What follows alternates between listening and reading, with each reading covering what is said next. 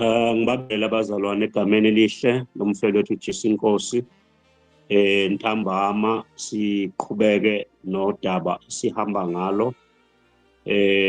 Ubaba uGazi lo umsa eNewcastle. Isihloko sethu esiqhubekayo i-6th Feast of the Atonement, part 5. Izolo sixoxe ngencwadi yeSambulo chapter 17 from verse 16 to 18, la besibona khona owesifazane ogqoke ezibende noma ezipurple, la khona ekhunyulwa isilo esinikezwa amandla zimpondo eziyishumi okungamakhosi noma ababusi baseRome ehlangene nabeyumbi beku-alliance neJerusalem. eJerusalema kukhona uIsrael that was or that ngalesa sikhathi owaye rejecta engamamukeli uMesiya. So ke bakhala lo mbimbi lolo behlanganyela bebulala amakholwa, bebulala abaprofeti bakaNkulunkulu, bebulala abafundi bakaJesu, noJesu abambulala. So ke kuthiwa ke lesi sifebe umuzi omkhulu uJerusalem. Ukhona kwenye indawo la abazalwane engixoxa khona ngize ngiveze ukuthi iJerusalema alisekho. Lokho ngiyakulungisa la ukuthi akusho ukuthi indawo ebizwa kuthiwa iJerusalema ayisekho, but iJerusalema lalimi ngethempeli, lalimi ngokuthi khona abapristi, lalimi ngokuthi isystem yakhona yonke is together, iyasebenza, iyaqhubeka. So uma kuphela ithempeli, iJerusalema lisala liugwadule, lisala liyindawo ongathi uma kuthiwa hamba yolima lapha kuthiwa akusalimeki kusogwadule. Yilokho ke uma ngithi Jerusalem is no more, kodwa ngisuke ngixoxa ngokuthi liphelelwe ngamandla, ukuba khona kwalo akusenamandla namanje. Noma ngathiwa likhona iJerusalem indawo ayisenawo amandla, selaphelelwa isithunzi, ngoba lalimi ngokuthi umthetho, the 10 commandments or the whole law wawusamile. The old covenant or covenant ayisamile. Uma yedlula udlula konke, kuphela ngisho nabantu okuthiwa bakuyi-covenant noNkulunkulu. There are no more people abane-covenant noNkulunkulu.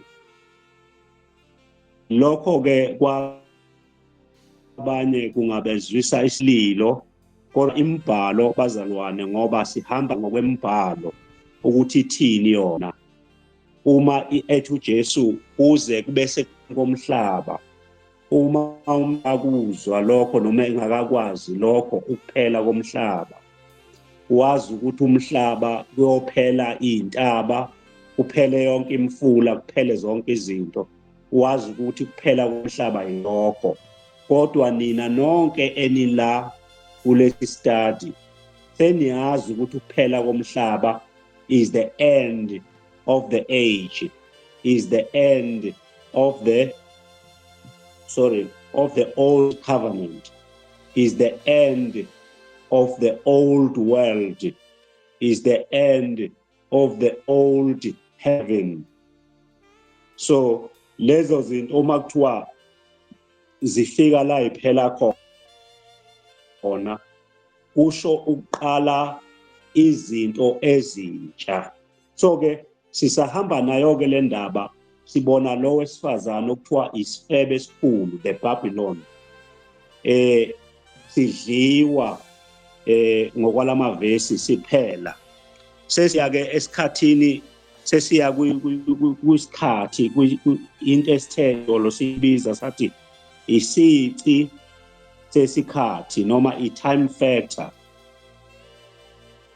I-time factor kufanele siyibuke kahle bazalwane, sibuke ukuthi ngoba yonke into uma umzalwane khonza noma efunda imibhalo engasinaki isikhathi ukuthi lento ibhalelwe obani esikhathini esithini, njalo uyageja.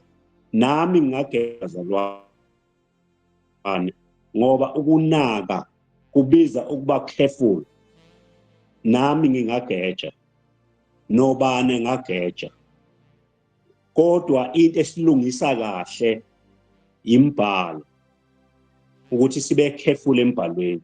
Ingakho umuntu ofana nami nawe kule nkundla esifunda kuyo, kule level sesifike kuyona, njalo uyafunda, you learn to unlearn and to relearn. Awukwazi ukuthi hayi wena usuqedile usucomplete, njalo siyathuthuka. Kusasa uzongizwa ngikhuluma kanje, uma leyo nto leyo ngiyibona ukuthi hayibo imbhalo ayisho kanje, bengisabuke kanje, kodwa imbhalo ithi, kufanele ngikulungise lokho, ngithi unlearn that in order to relearn the new part ebekade ngiyi-misunderstand indeed. So ungakwesabi mzalwane ukulahla uphinde ufake okusha, thulula okudala okubonayo ukuthi hayi akusahambisani nalolu uhambe engilihambayo. Kodwa umzalwane odlayo nje kuphela ongathululi usengozini yokuqhuma. Ukuqhuma ngisho ukumila, yokubhasta, to burst, explode, ekuchitheka ibilini. Umzalwane onjani lo? Odla ukudla okudala aphinda adle nokudla okusha. Seniyazi ukuthi ngithini ke mangisho njalo. Ukudla okudala uma udle khona akuvumi ukuthi uphalaze okusha lokho okudala.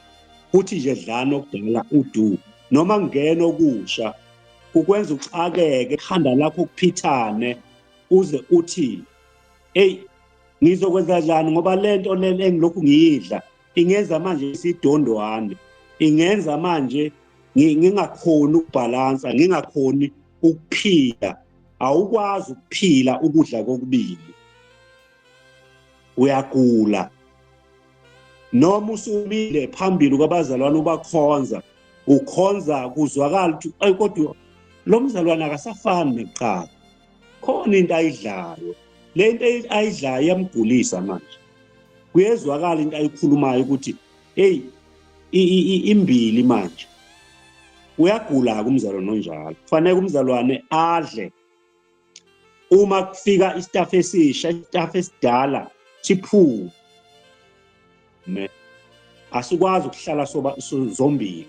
Ngeke ngimeke lapho, benginikeza nje ukuthi lento esiyidlayo bazalwane azikwazi ukukalelana zombili. Okay, kodwa uma kuseyisikhathi se-transition kumzalwane, siyakwazi lokhu, uyakwazi ukubekezeleka ukuthi hey ngiyaguquka, ngifana novevane, ngilokhu ngiqhubeka ngimila impikwane ezithile, uqathako okudala kuya ngoba yinhle imvemvane ilokhu iguquka izigcina imvemvane. ayikwazi ukuhlala ilokhuya umbungu isampethwana. Asambeni ke bazalwane sibuka isikhathi ke nje. Isambulo ke ngokubhalwa kwaso inhlobo yokubhalwa kwalencwadi ithi ukudidadida inezinto ezilikhulu ukuzwakala. Ingakho abaningi mabeyifunda basho noma yini bethi basho khona. Amen. So ke sizobuka ke bazalwane incwadi yesambulo sibuka nje ikhathi sambulo 1-1 bese siphinda futhi sibuka uverse 3 kuyo lo ncwadi leyo.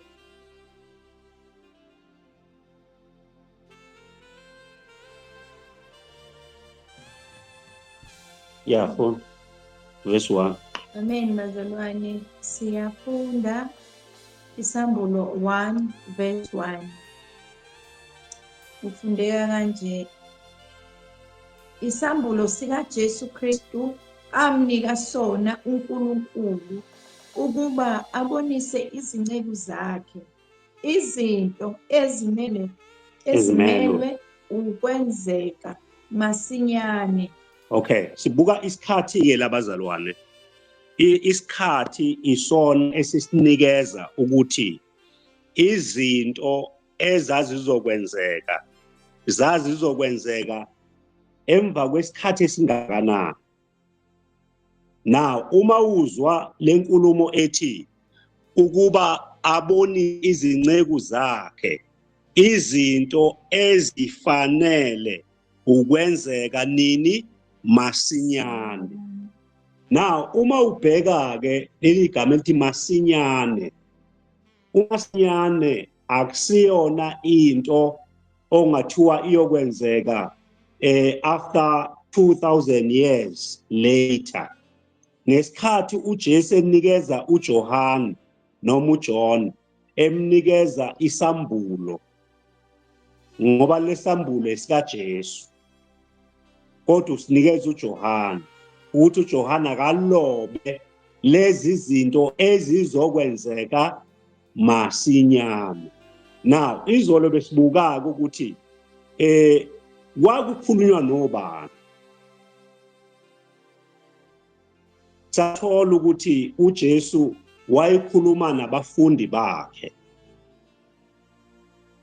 ebanikeza izinto abazobona ngazo ukuthi isikhathi esasikade sinqunyiwe simile sikhona sizokwedlula bese kungena inkathi enye. So kuthiwa ke la lokhu lezi zinto ezifanele ukwenzeka, lezi zinto zazifanele ukuba zenzeke ngalesi isikhathi, azifanele ukwenzeka nini manje kodwa zayifanele ukwenzeka ngalesi isikhathi. Uverse 3. Uverse 3. Ubusisiwe ofundayo nabo abawezwayo amazwi alesi siprofethi bagcine kulotshiweyo kuso ngokuba isikhathi siseduze. Siyezwa futhi la ukuthi isikhathi siseduze, ngokuba isikhathi siseduze. Siseduze nini? Ukufunda mina namhlanje ngithi isikhathi siseduze, kufanele ngihlehle ngemuva ngiyobheka ukuthi sikhathi sini lesi okhulunywa ngaso. Niyakhumbula bazalwane uPaul uke wathi ukuba kuya ngami, usho uPaul, ukuba kuya ngami ngabe akusekho ukuganana, ngoba isikhathi esikuso esho yena ethi isikhathi esikuso manje si ongaganiwa kahlale engaganiwe. Uma ubuka ke namhlanje uma bethi abazalwane balesikhathi bethi ngokuba isikhathi siseduze uJesu sengabuya noma nini alande ibandla. Buka ukuthi abashadisani yini, banayo into ethi hayi akume nokushada ngoba inkosi sizobuya. Abakwenzi lokho.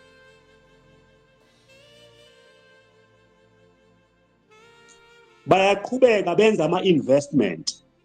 Abazalwane balesa sikhathi babedayisa, niyakhumbula babedayisa ngamaplaza abo. Kwakungekho umzalwane owayecabanga ukuthi ngilondoloza into ethile. Ami kwako wangenza nje ngeminyaka ka88 ngithi hayi ngiyeka yonke into manje ngoba isikhathi kuthiwa sesiseduze. Ngingahle uma ngiye esikoleni ngahle ngingabuye esikoleni ngoba isikhathi siseduze. Namhlanje bazalwane ngafunda ngaze ngaqeda, ngafundela umsebenzi ngaqeda, ngasebenza ngaze ngaba yipensioner. Kulokhu kuthiwa isikhathi sinjani siseduze. Uyayibona ke ingozi yesikhathi uma ungaku-understand ukuthi uma kukhulunywa kwakhulunywa nobani. Uma uyifaka endaweni errong ngoba lento izokuphikisa. Kujikela amazwi la uJesu abe ngumqambi manga. Uke washo njalo umzalwane wami ubaba uVilakade wathi uma silibheka iBhayibheli kufanele silibheke ngamehlo athile, sibuke ukuthi uJesu wathini. Waqinisa uJesu wathi ngiqinisile ngithi angeke lesizukulwane sedlule lezi zinto zonke zingenzekile.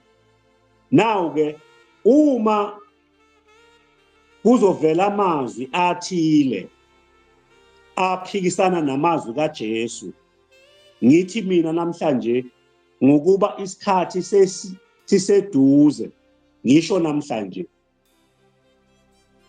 Ngicela ungifundele uverse chapter 16 kaMatthew verse 28. Bayaqhubeka abazalwane namhlanje, bayashada, bayaqhubeka benza yonke into, kodwa bathi isikhathi siseduze. Abenzi njengoPaul, kodwa uPaul hayi nongashadile akame engasashada, noshadile akashaya ngathi akashadile, akakhohlwe nje indaba yomshado. Hayi lutho, bayaqhubeka bayashada. Ngokuba Matthew 16 verse 28. Yeah. Ngiqinisile ngithi kini bakhona abanye kwabemi lapha abangayikuzwa ngempela ukufa baze bayibone indodana yomuntu iza embusweni wami. So uJesu unikeza isiqinisekiso uthi ngiqinisile. Lawo mazwi lawo athi ngiqinisile. uJesu usho ukuthi yimini umnikazi wawo. Lento engizoyikhuluma la, I'm the author. Ngiqinisile ngithi kini kukhona abanye la phakathi kwenu abangeke bakubone ngempela ukufa ize ifike indodana yomuntu iza embusweni. Now lesi sikhathi ke uJesu uxoxa unikeza uJohn ukuthi bhala ubusisiwe ozofunda la ayiqonde lento. Hayi imnandi lapho nje indaba encwadi yesambulo ukuthi kunesibusiso ukufunda uqonde ngokuba isikhathi siseduze, ukuba lokhu athi uJesu ngiqinisile ngithi abanye benu angeke balale, ngeke bakubone ngempela ukufa ize ifike indodana yomuntu. Lelo zwi lelo, you cannot dispute that. Angifundele isambulo 22 verse 6. 22 verse 6. Sambulo 22 verse 6. Yayisithi kimi lawo mazwi athembekile, aqinisile, nenkosi uNkulunkulu wemimoya yabaprofethi ithumile ingelosi yayo ukuzikhombisa izinceku zayo okuzakwenzeka masinyane. Ngithanda lokhu ukuthi kunezinto ezizokwenzeka nini masinyane, immediately, or the things okufanele bayizibone zenzeka. uJesu bekade eyishilo, uke wathi konke lokho enikubonayo, this building, lamabhilidi ethempeli, onke alikho itshe liyohlala phezu kwelinye itshe. Ezinye zezinto lezo ezizokwenzeka. Okunye kuzovela abantu abazokholwa ukuthi uJesu uyinkosi, bathi uJesu uyinkosi, kodwa baphambanisa ukwenza.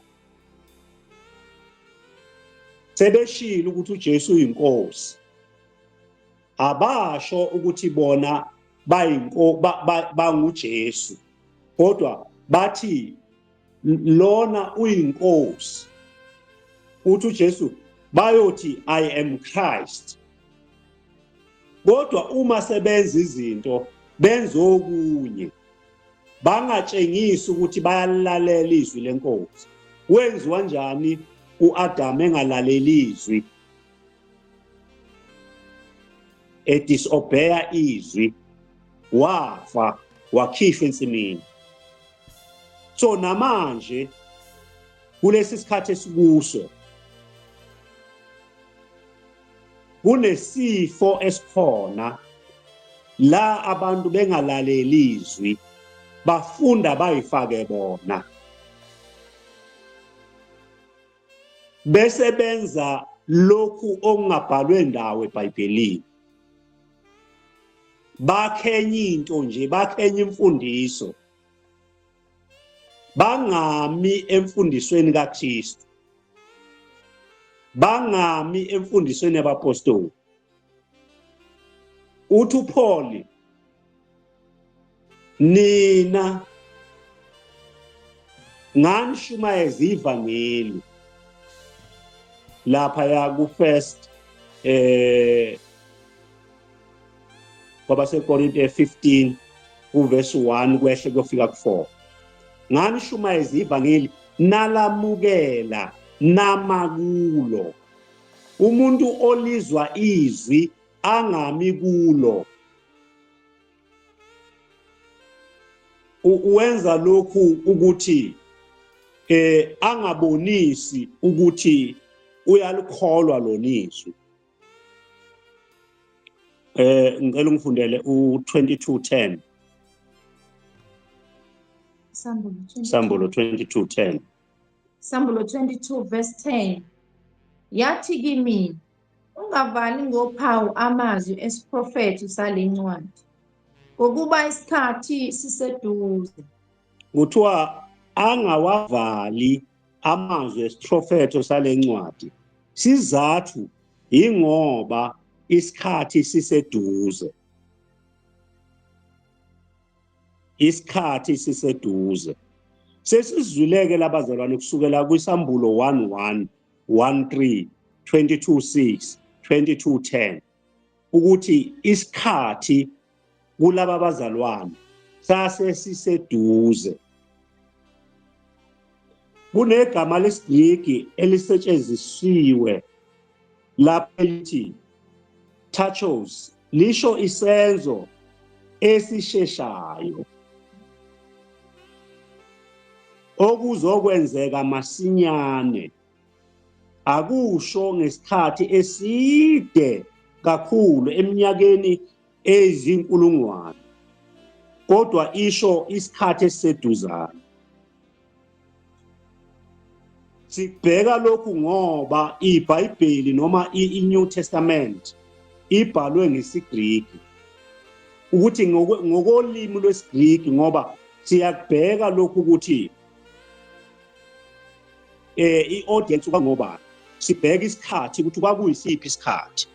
La siyathola ukuthi kwakuyilesa sikhathi abafundi besekhona, okungukuthi kwakuyi i-1st century,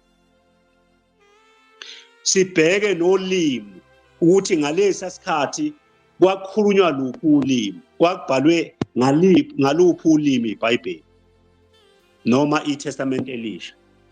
So ke leli gama lesiGreek liyaveza ukuthi lo masinyane lokho evela lisho isenzo esisheshayo.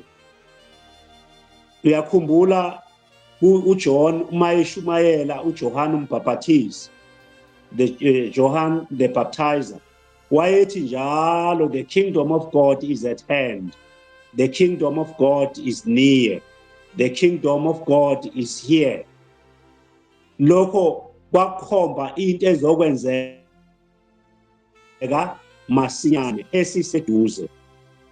uJohn lapha encwadini yokuqala kaJohn uthi yena i-hour selisondele, sekuyi-hour, sekuseduze kakhulu, akasakhombi kude, sekula iduzana. Okay, so ke labo ke ababezwa amazwi akhe babezobona lokhu ngokugcwaliseka ngesikhathi sabo sokuphila. Ngamanye amazwi mayethi uJesu abanye benu abayi ukubona ukufa ize ifike inkosi embusweni, babezokubona ngesikhathi sabo, hayi ngesikhathi sethu. So ke le ndaba esicoca ngayo exoxa ngokuthi kukhona lembuzi impongo uAzazel okuthiwa i-scapegoat eyayizohamba iye ehlane idliwe zilwane ehlane. Leyo mpongo leyo imelela uIsrayeli uma sesila ngasiphi sona isikhathi, ngesikhathi la khona uzofika isikhathi sokuthi indodana yomuntu ibuye izoqedela umsebenzi. Iqeda nini umsebenzi wayo? Sesiyazi ke bazalwane ukuthi impongo zimbili.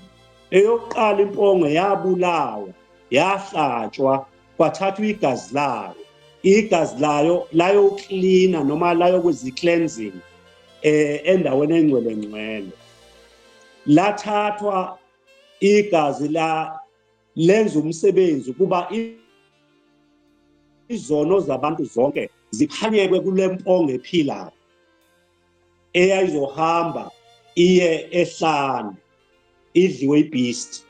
Le beast ke sikhuluma ngayo sithi yona le beast inikezwe amandla kulezi impondo eziyishumi, izofika imqhobaqhobe lo wesifazane, idla inyama yakhe, imhlubula ingubo, yenze konke.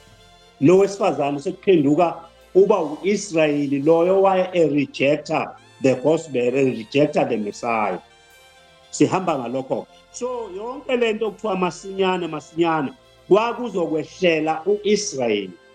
Uke wathi uJakobe prophet ebiza amadodana akhe le ku49 Genesis verse 1, wathi wozani lapha amadodana ami nginitshene okuzokulehlela ezikhathini zokugcina.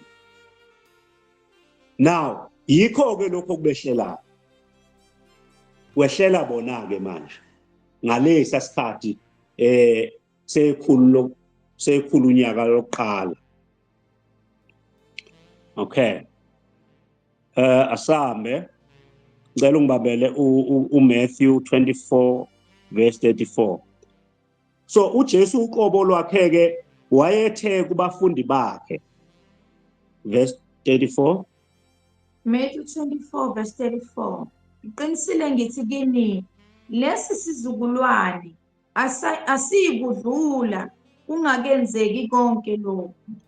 Now lesi sizukulwane uJesu asikhombayo isizukulwane esasiphila kuyiperiod akuyo, the period of the generation of the 40 years. Now uJesu siyazi bazalwane ukuthi wangena kwi-ministry yakhe eneminyaka engamashumi amathathu, 30 years. engena ngamuphi unyaka engena ngo-AD 27. Iministry kaJesu yaqhubeka kwathi ngo-30 AD 30 uJesu wabethelwa. Ngamanye amazwi uJesu wangena emlilweni owangenwa yileya nqama noma yileya mpongo eyahlatshwa kwakhishwa igazi layo yasithathwa yona iyoshiswa ngaphandle kwekama. Ukushiswa sesiyazi bazalwane ukuthi sisho ini masithi yangena ekushisweni, yalahlwa, yashiswa, yaqedwa umlilo. Uma iqedwa umlilo, lokho kusho ukungena kukaJesu ekuhluphekeni, engena esiphambanweni, umlilo wakhe lowo angena kuwo. Umpristi ngegazi lalowo mpongo wenza umsebenzi ethempelini endaweni engcwele ngcwele, enzela isizwe. Nenkunzi yakhe umpristi omkhulu wayibulala nayo igazi layo lazoklina indawo eqelela yena nesizwe sonke sakwa-Israyeli, nayo yathathwa yayoshiswa ngaphandle. So zombili lezi ilwane zilahlwa ngaphandle. Ngesikhathi ilahlwa ngaphandle, uJesu lowo siprofetha uJesu ozobethelwa ngaphandle kwekama, wayezophuma eJerusalem aye ngaphandle kwekama ayobethelwa khona. Wona mlilo wakhe angena kuwo lo. Bese kuthi le mpongo yesibili yona iyaduka, idukele ehlane, kube khona oyigqubayo ayisehlane. Uma ifika ehlane ingadliwa noma yisiphi isilwane. The beast, le beast esikhuluma ngayo la ku-16 to 18 emelelwe i-Roman Empire. I-Roman Empire eyayizoqeda ngo-Israyeli owarejecta uJesu. Amen. So-ke uma ethi uJesu ngiqinisile kimi lesi isizukulwane sesiyazi ukuthi isizukulwane is the 40-year period.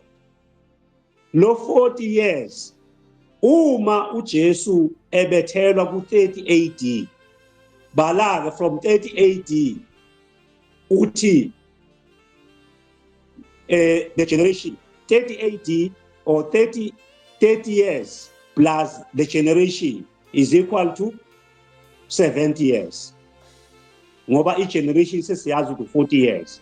So 40 years ulingana nehlane u-Israyeli alihlala ehlane ngesikhathi ephuma eGibhithe.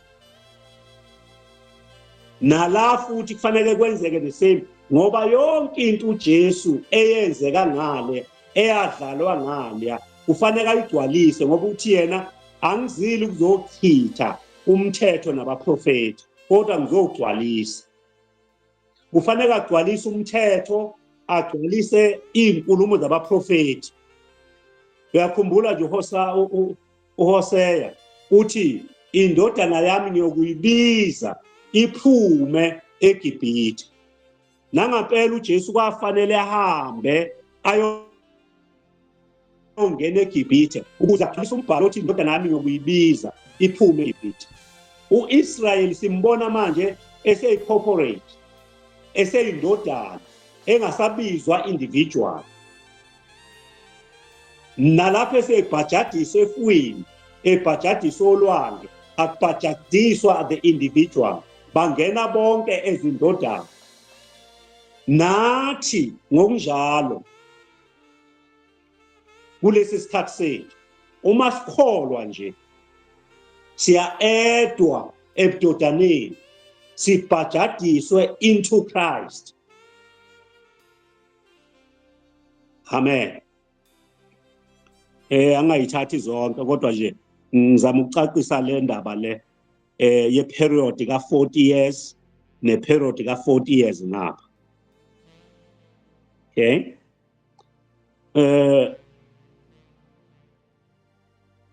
Lesi sizukulwane kwakusho abantu ababephila leso sikhathi ukwahlulela iJerusalema isifebe. kwakuzokwahlulela iJerusalema elibizwa ngesifebe esikhulu. Kwakungayona nje into yekusasa elithile elizayo ngeminyaka eminingi ezayo, kodwa kwakuyinto yaleso sikhathi. Sesiyazi ukuthi ngo-70 AD leyo nto leyo sizohlangana nayo isivela ukuthi kwenzekani ngayiphi period, ukuthi kwagcwaliseka yini noma lezi propheto zageja. Okay, siyazi ngiphinda futhi ungibukele encwadini sesibukele lezi ncwadi. Incwadi esiyibukayo isambulo 17:16 to 18 la sifunde khona izolo ukuthi uma sifunda lencwadi kufanele sizibuze ukuthi ithini lento kithi manje, ikhona yini into thina esiyilindile singayikhomba sithi kunesifebe esihleli phezu kwamanzi amaningi esisikhombayo ukuthi njoba sibona nje izimpi kwenzakalani lokho kukhomba ukuthi kukhona into esazokwenzeka. Uma sibuka ngolencwadi ngoba sesiyifundile ayikuvezi kuvela into ethi abantu abaphila kulesi sikhathi basazokwehlelwa yilokhu. Lokhu sekwedlula. Abantu abaningi bathatha incwadi yesambulo bethi incwadi ephethe izinto ezisazokwenzeka, kanti iqedile indaba yesambulo ngoba isikhombisa ukuthi before iJerusalema liwe lezi zinto zakhonjwa kwathiwa zisazokwenzeka. So asikwazi ke thina kulesi sikhathi sethu sithi kusenezinto esiyilindile ezisazokwenzeka ngokubhalwa kwencwadi yesambulo. Amen. Asingeneke esigabeni sesithathu. Isigaba sesithathu sethu ulimi, ilanguage. Ukuthi yona lencwadi edida abantu abaningi kakhulu ibhalwe ngolimi lwemfanekiso. Sike saxoxa ukuthi izinto ezivela kule ncwadi aziveli okokuqala kule ncwadi, zivela zisuka encwadini yokuqala yeBhayibheli okuyincwadi kaGenesis. So ke leyo mfanekiso ke ayizange iqanjwe ngabantu ababhale iTestament elisha, kodwa ithathelwa emuva kwi-Old Testament. Leli gama nje lithi isifebe aliqali. Kwi-Old Testament uIsrayeli ubonakale kaningi engawugcina umthetho baze badingiswa baya eBhabhiloni. Uma bedingiselwe eBhabhiloni bafika bakhonza izithixo, kwangena lento okuthiwa ubufebe, ngoba umuntu okhonza uNkulunkulu aphinda akhonza abanye uNkulunkulu kuthiwa lowo muntu lowo uyisifebe. Liqhamuka lapho leli gama, balithole ngokukhonza abanye uNkulunkulu benoNkulunkulu bona. Bafike ezizweni ezinganaNkulunkulu nabo benza njengazo, base bethola igama lokuthi bayisifebe. So ke alisha leli gama kuba prophethi siyalithola uma ungaya kumprofeti uIsaiah 1:21 uzokuthola lokho. So kwangalona ke igama elisha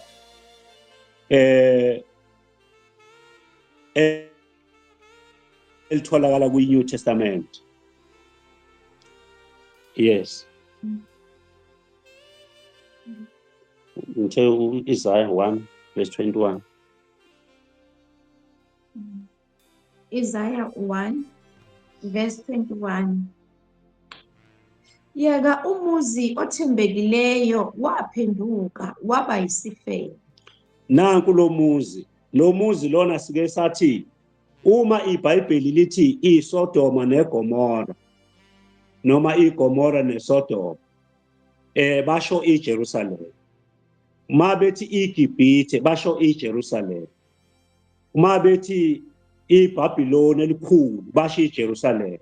Ngoba uthi uma usulalela ufuna uqhubeka uzothola kuthiwa libulale abaprofeti. Akusiyona iBhabhiloni ebulala abaprofeti, akusiyona iGibhithe libulala abaprofeti, akusiyona iSodoma neGomora ebulala abaprofeti, kodwa yiJerusalem. uJesu ukhalile ngalo. Ngiyacabanga encwadini kaChapter 23 kuMatthew ukuthi ibabulalile abaprofeti, yabulala nabafundi benkosi, kanye naye uJesu wabulawa yibo. So ke incwadi kaIsaiah iyakufakaza lokho, nencwadi kaEzekiel 16 iyakufakaza lokho, nencwadi kaHosea iyakufakaza lokho. Bonke laba profeti bobathathu bafakazelana into yinye. So ke abalaleli ke laba ya bekhulu lokuqala babekwazi bona ukuthi kuthini lo, babengadideki. Le language kubo iyayifamiliar.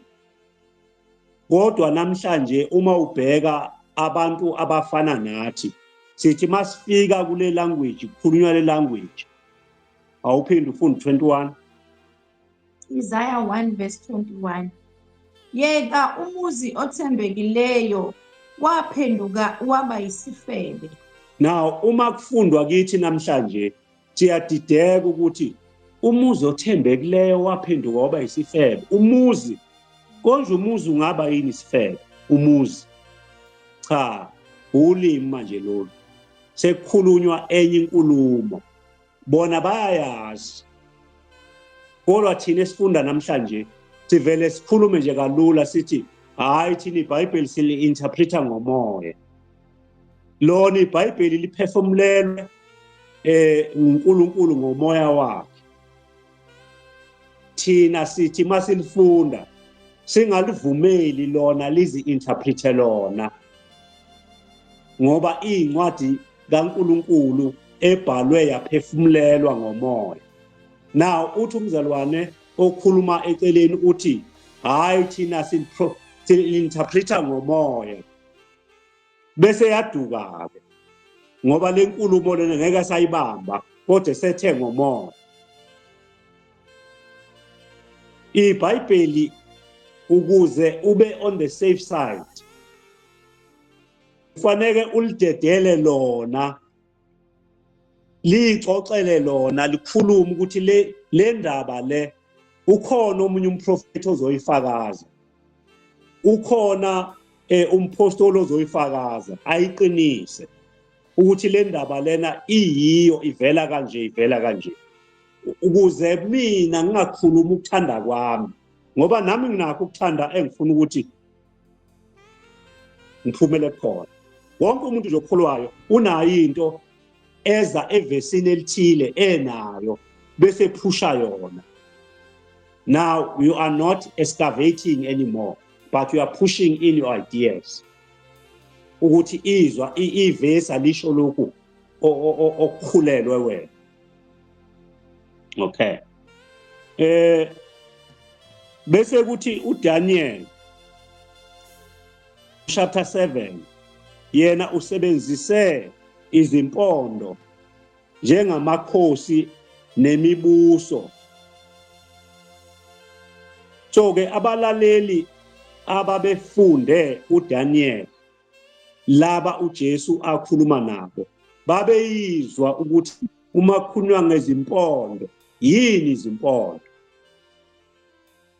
Babengadideki namhlanje thina sikhuluma okuningi ngezimpondo nokushiswa ngomlilo kwakuyisijeziso esivela kuLeviticus 21 verse 9 nakuDeuteronomy 13 verse 16 la khona kuthiwa niyakhumbula bazalwane ukuthi umuntu ohluphayo ekhaya indodana mayihlupha kuthiwa yayibizwa ithathwe isiwe endaweni okuthiwa yisihogo ifike ishiswe khona umuntu ohluphayo nje wayezwa njalo abanye bakhandwe ngamatshe njengoba sibona lo wesifazane okuthiwa wabanjwa ngamadoda athi utholakale ubanjwe oqotsheni so kwakwaziwa ukuthi uma umuntu ebanjwe oqotsheni ungcolisa the land ufanele abulawa akhandwe ngamatshe azafe so lezi zinto abazalwane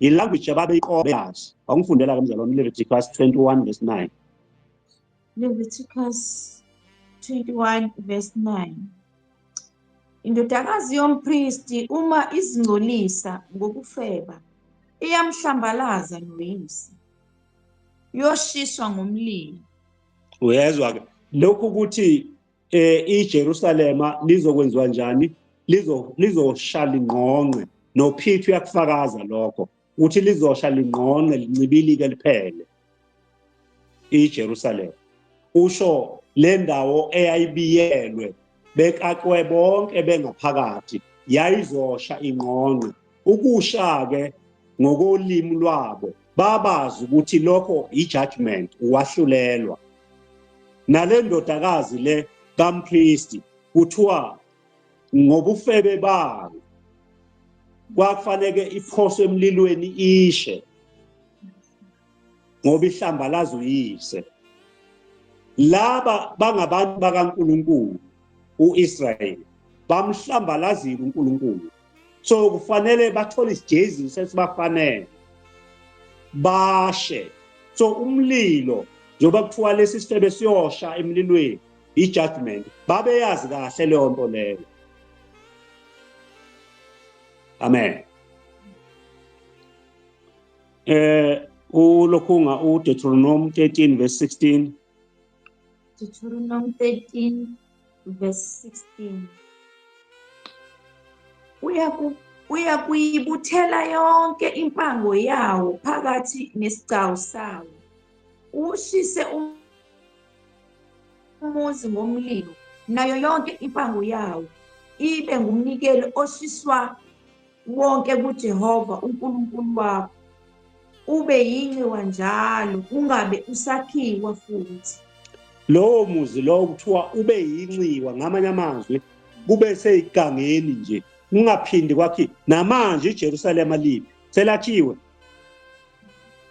namanje azange liphinde livuke lavuka leliya ngesikhathi uIsrayeli ehlaselwa iBabylon badiliza indonga kwasala ifoundation bathathwa basiwa eBabylon uma bebuya ngo586 if I'm not mistaken babuya balakha for 46 years balakha iJerusalem lelo Jerusalem elakhiwa ngesikhathi sekubusa inkosi uHerod now uJesu mayizalwa uzalelwa kulelo thempeli lelo ilona thempeli alifika likhona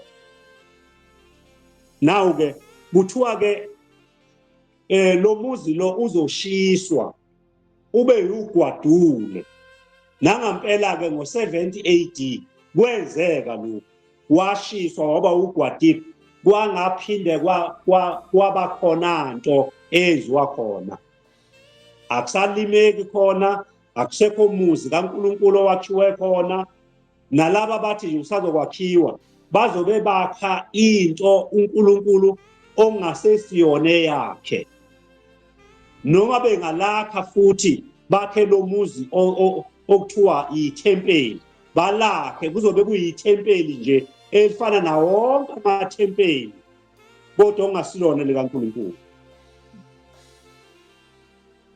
sekugwadule. So babelazi leli gama abazalwane. Ubani wade umfunda? Okay. Deuteronomy 13 verse 16. Okay, yana-ke manje kuMateyu 23. Igazi labaprofethi. Matthew 23 Uqala kuverse 1. verse 1. Khona uJesu wakhuluma ezixukwini nakubafundi bakhe wathi, ababhali nabafarisi bahlezi esihlalweni sikaMose.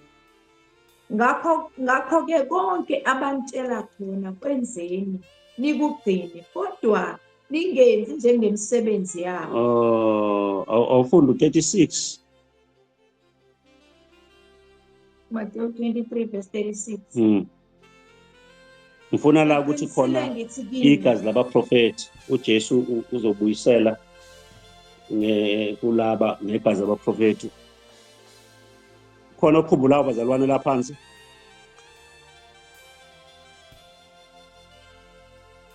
La uJesu ekhuluma khona ku-23 khona indaba engikhumbulayo njalo.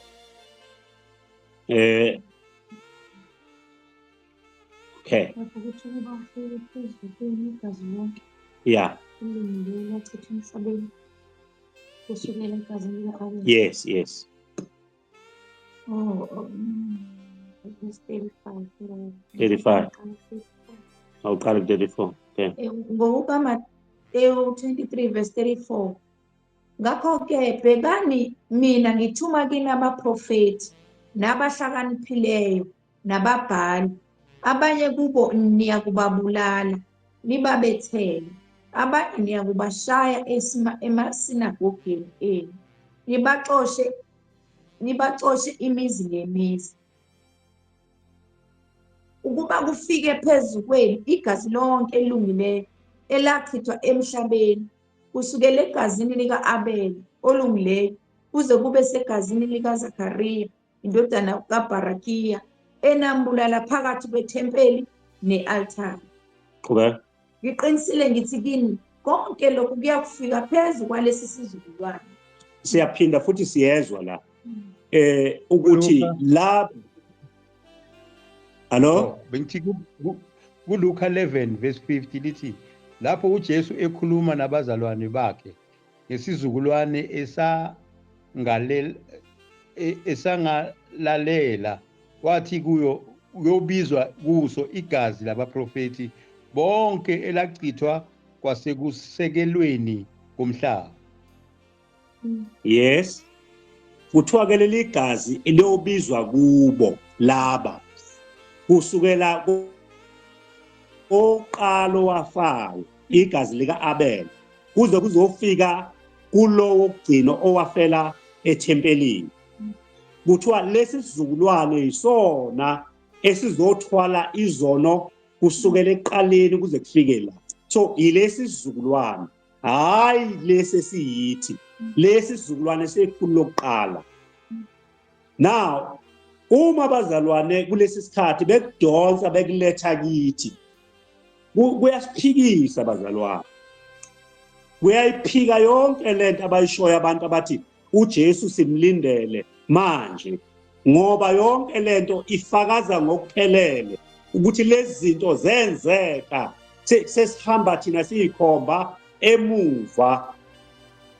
Uma uqhubeka nalencwadi ixoxa ize ithi bathi kulungile igazi labaprofethi libalelwe kubo nakubantwana babo. Okay. Angizama ukuma ke labazalwane. Ngakho ke ulimi lwalu amen. Lwalukhandelwe ukuthi umfundi wekhulu lokuqala owaye nolimi olwalukhulunywa kwi-New Testament aqonde kahle ukuthi engqondweni yakhe kume kahle lokhu ukuthi kuthini lokhu, kukhuluma nobani. Babekwazi kahle ukuthi kukhulunywa nabo, babengakushifti bethi hayi cishe uyobe ukhuluma nesizukulwane esizayo. yabona mayethi lesi sizukulwane akakhombi athi the generations to come, izukulwane ezizayo ziyokuthola lokhu, ziyokwahlulelwa ngalokhu, kodwa kuthiwa lesi sizukulwane. Ngiyathanda umzalwane wami oke waxoxa wathi thina sesedlulile kwahlulelweni. Laba abangakholwa njengamanje bona sebehlulelwe, abasayi ukuyokwahlulelwa, sebahlulelwe lokhu bengakholwa. Ngamanye amazwi bonke abantu manje bahlulelwe, uqedile uNkulunkulu ngejudgment. Nakulesi sizukulwane esikuso sebehlulelwe lokhu bengakholwa indodana. Abakholwayo sebedlule bona ekufeni, baze bedlula nasekwahlulelweni. Now kodwa ilanguage yanamhlanje uzoyizwa bethi abantu sisaye kwahlulelweni.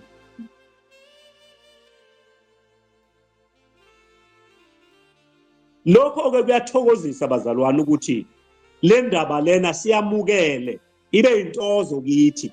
Kuphela ngisho ukulahlwa, ukuthi akusekho ukulahlwa kwaba kuKristu Jesu.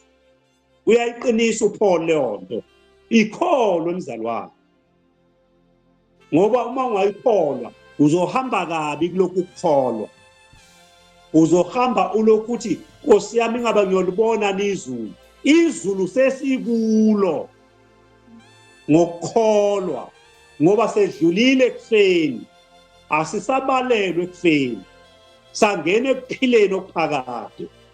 Lokhu kuphila okuphakade usendodaneni, onendodana unokuphila okuphakade, wedlulile ekufeni. Haleluya. Amen. Hayi, siyabonga bazalwane, siyabonga. Ngomsombuluko next week sizoqhubeka nale ndaba. Isekude kuphela bazalwane. Indaba yethu ye-atonement isekude, indimpela nje. Sixoxa yona nje ukuze ukuthi mase siyigoqa kahle, siyigoqe ngomkhosi wamacilongo, ne-atonement, ngoTabernacle. Siyigoqe yonke, kufanele siyixoxe kahle ikhanye. Nawe ngisho ngakuthi uxoxela ingane, uyixoxele uze ukuthi hayi iyakhanya le ndaba. Sizawuhlala kuyo size siyiqede. Mhlawumbe soyiqeda ngoJuly. Amen. Hayi ke bazalwane, ngibonge. Ngiyabona la sino Pastor Ronnie Vilakati, umzalwane wethu esimthanda kakhulu. Isisebenzi senkosi esisebenza kanye naso kusivumelwano esisha. So ukhona unathi bazalwane, sisebenza kanye naye cishe ama-clip noma ama-VN akhe. Ikhona yokuqala yombhabhadiswa ngayiphanyeka ezimpondweni lapha ngayiphina. Ikhona eyokubuya kwenkosi number 1, number 2, number 3, number 4. Bese kuthi i-hermeneutics le yokuthi how to interpret the Bible correctly, nayo sengiyifakile, kodwa yona ngiyifake kubafundi laba abafunda isiGreek neShebheru. Ngenzela ukuthi ngoba bane-assignment bahambe bayohlola ukuthi ba-interpreta ngayo yini indlela oku-interpretwa ngayo ngokweBhayibheli. Amen ba. Amen. Amen. Bengicela sikhuleke baba egameni likaJesu. Siyabonga uNkulunkulu amandla isifundiso esihle kangaka.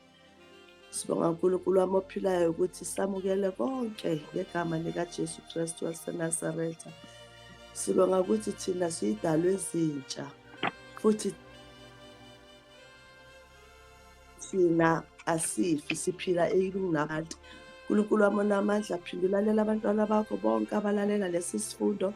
Usigcwalise Nkosi yami ukuthi njalo masimeditate ngaso bese umbulambo egameni likaJesu. Phina Nkosi yami ugcwalise inceku yakho egameni likaJesu Kristu waseNazaretha. Baba, siyabonga wena muhle othembekile, in the mighty name of our Lord Jesus Christ.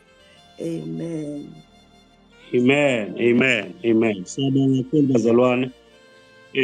Sesiyobona nabazalwane bolimi lwesiGreek neseHebheru on Thursday. Sesisukile ku-Friday, sesi-on Thursday. So i-class lethu li-Monday, Tuesday and Thursday ololwimi lwesiGreek neseHebheru. This Friday bazalwane kuzongena abavangeli oqala uzongena Friday, owesibili angene Saturday. So ke ngiyacela ke ukuthi nibalalele, bazorekhoda nje bese bethumela ama-clip nibalalele. Bese kuthi ngaliya ku TikTok kade ngiyi-live namhlanje ngishumayela khona. Ningahamba nje niyo-like lapha abazalwane, niphithizele, ni-comment, nenze yonke into. NgoLesine futhi ngizoba live from 2 noma from 12 kuya ku-2. Cishe from 12:30 kuya ku 2:30.